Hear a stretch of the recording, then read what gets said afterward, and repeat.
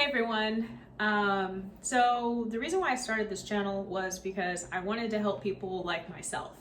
I came from a very poor background. I came from a dysfunctional family, still have a dysfunctional family, and still decided that I was going to break the paradigm, make straight A's, go to college, and become an entrepreneur.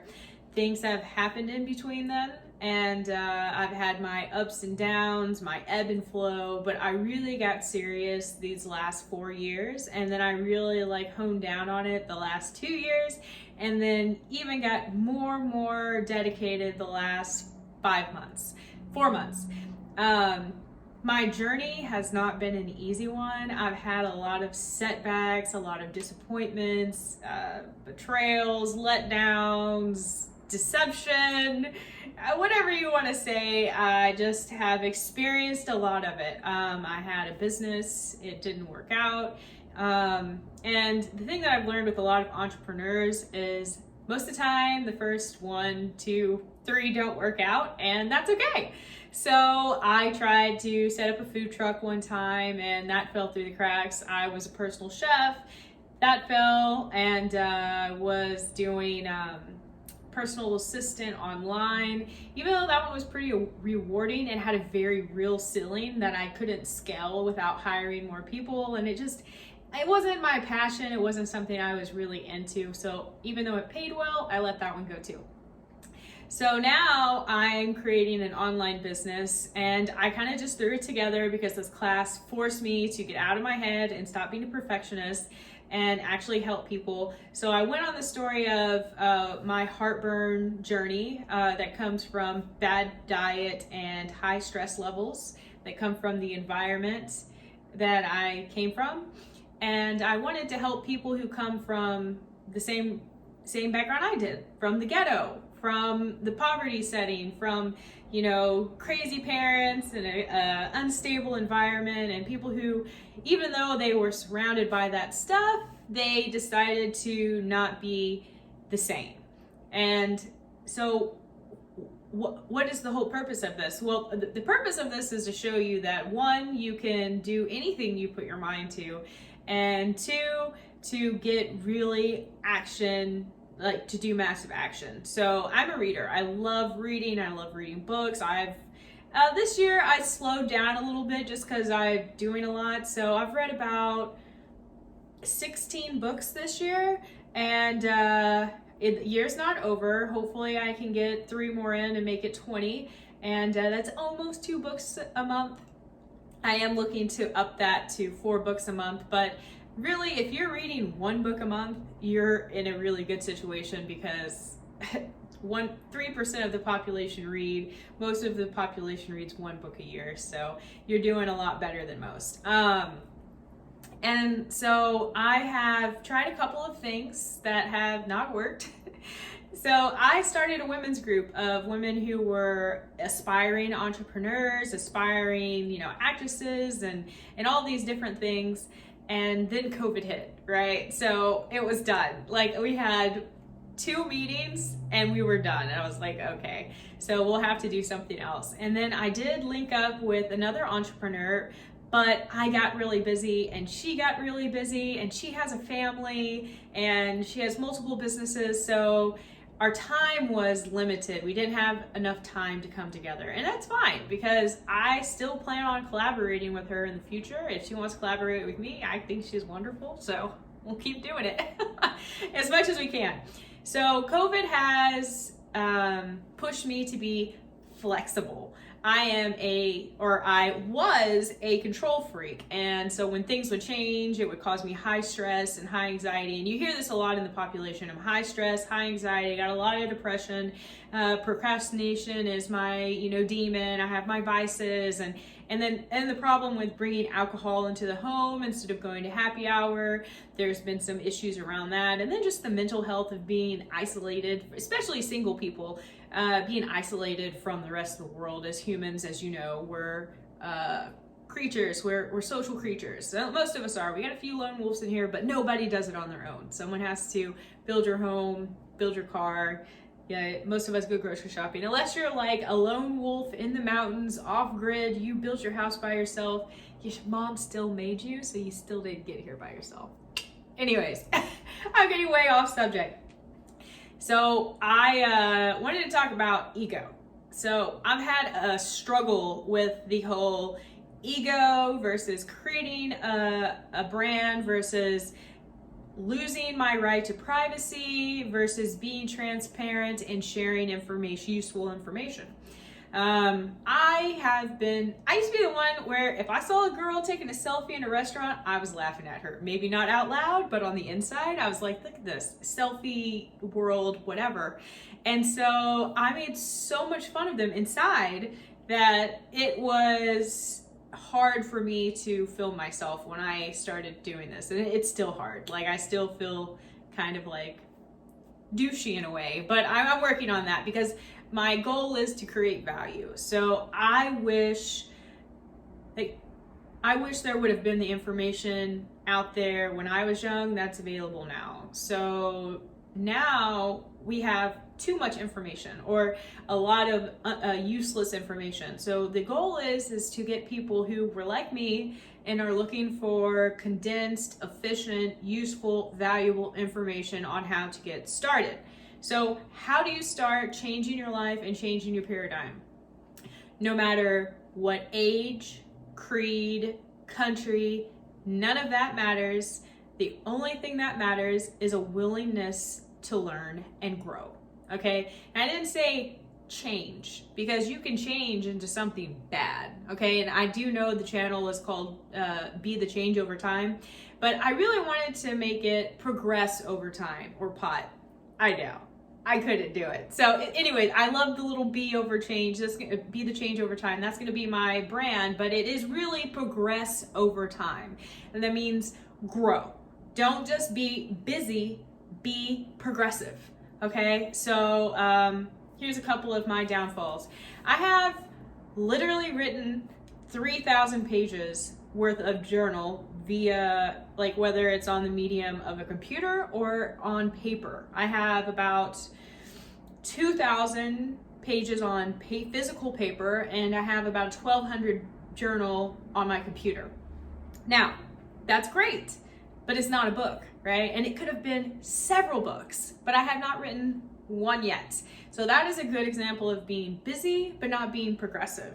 Another one is shooting and not giving any information. So I was shooting and I was complaining, like, this is hard, I don't like this, I'm losing all my privacy, people are going to expose me for all the bad things I've ever done in my life, even though there's no perfect human in the world. And I just thought, so what? It doesn't matter anymore. Like, I'm getting to that point where I'm just like, if you don't like me, you don't have to watch. And if you're gonna troll me, I'm glad we have like block. I can block you now, and it's always good to know what people, even the trolls, think about you. So you could be like, oh yeah, maybe I do need to slim down a little bit more, or maybe that my presentation does suck. Okay, so criticism is great too. Like, you don't always want people telling you things are great when they're not. So I've just gotten to the point where I don't care what other people think anymore. I have learned the importance of surrounding yourself with good people, okay? And just because they're rich does not mean they are good. And just because they say they're your friend does not mean that they really are your friend, okay? Or they really care about you. I've gotten into some hiccups in my life because I thought this person was my friend and they weren't.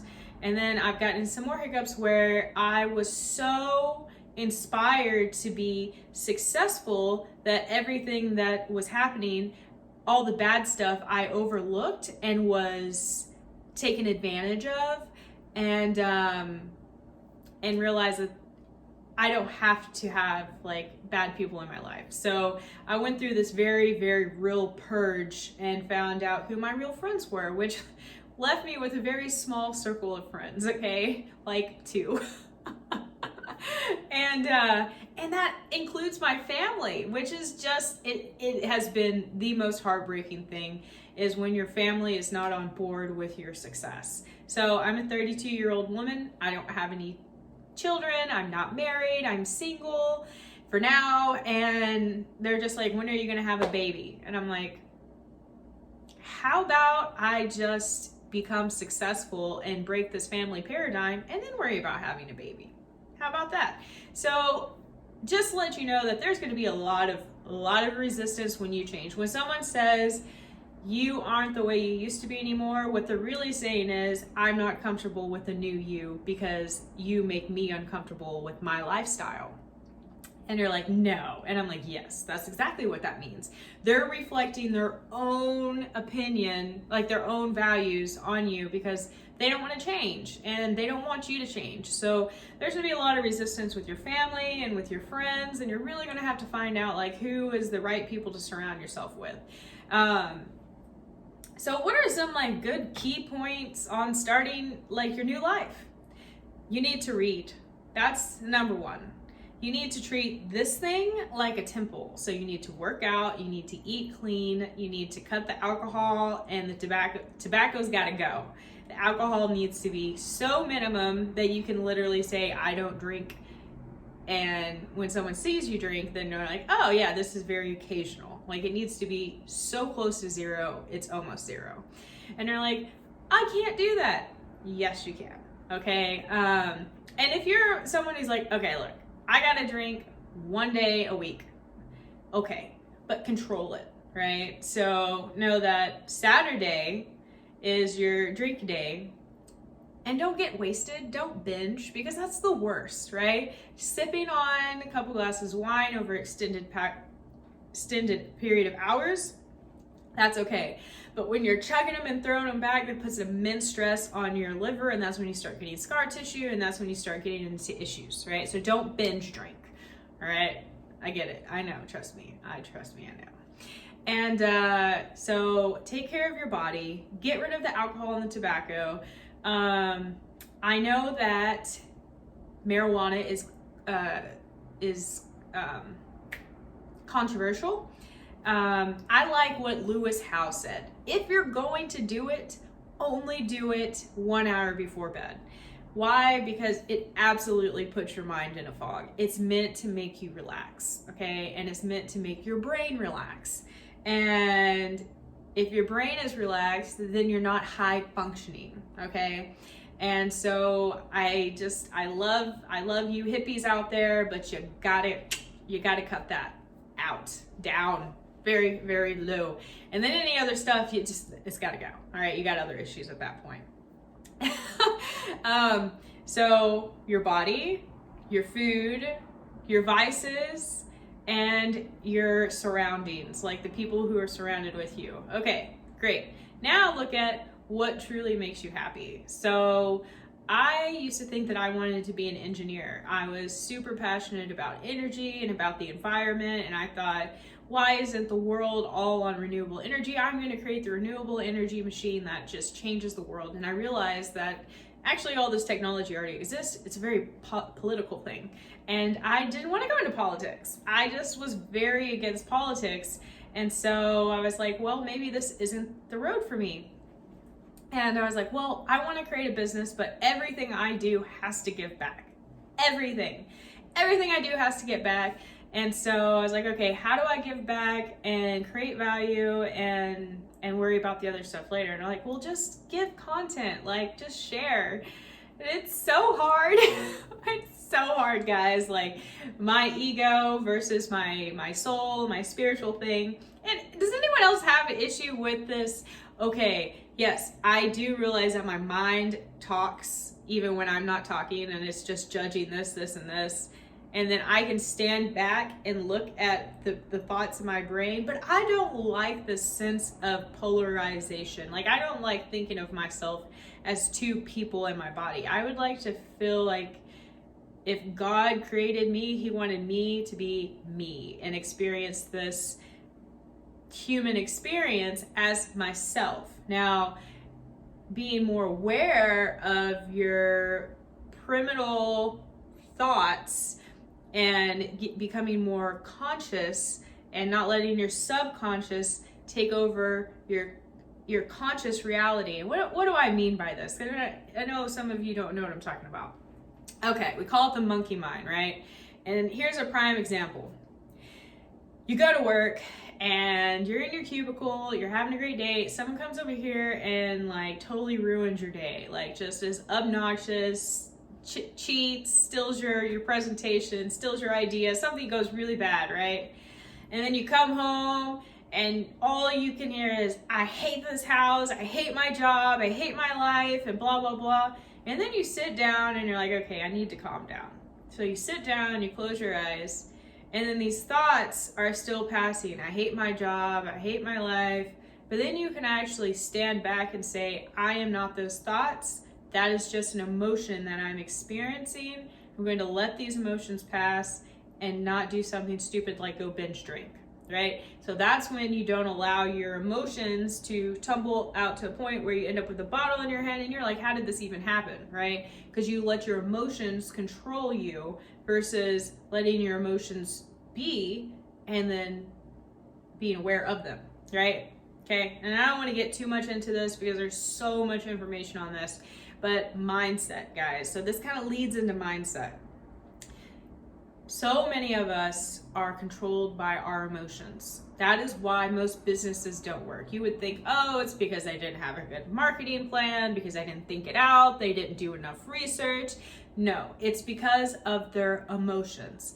They procrastinate because they're afraid to fail, or they procrastinate because they are afraid to succeed, or they procrastinate because this boyfriend might come out and say something ugly to them online, or their mother feels like they're a disappointment because they haven't had a child yet, or all these things, all these judgments. You gotta let it go, okay? And you gotta be you. And I love that Gary Vee is like that. He's like, love to fail often, and don't care what anyone thinks about you because it doesn't matter. I love using Cardi B as an example because she is for anyone who thinks that, oh, my background doesn't allow me to make money. She has a terrible background, okay? She's a dancer. And now she's a millionaire. And you know how she got there? Because all of these millions of people who told her that she's a bad person, that she's never gonna make it, they called her every name under the book.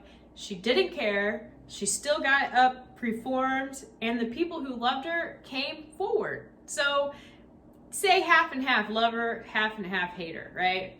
And I'm not gonna say I love her or hate her because I mean, she's cool. I just wish she had a better message. But whatever the point is, like, she's great because she stood up to the bullies.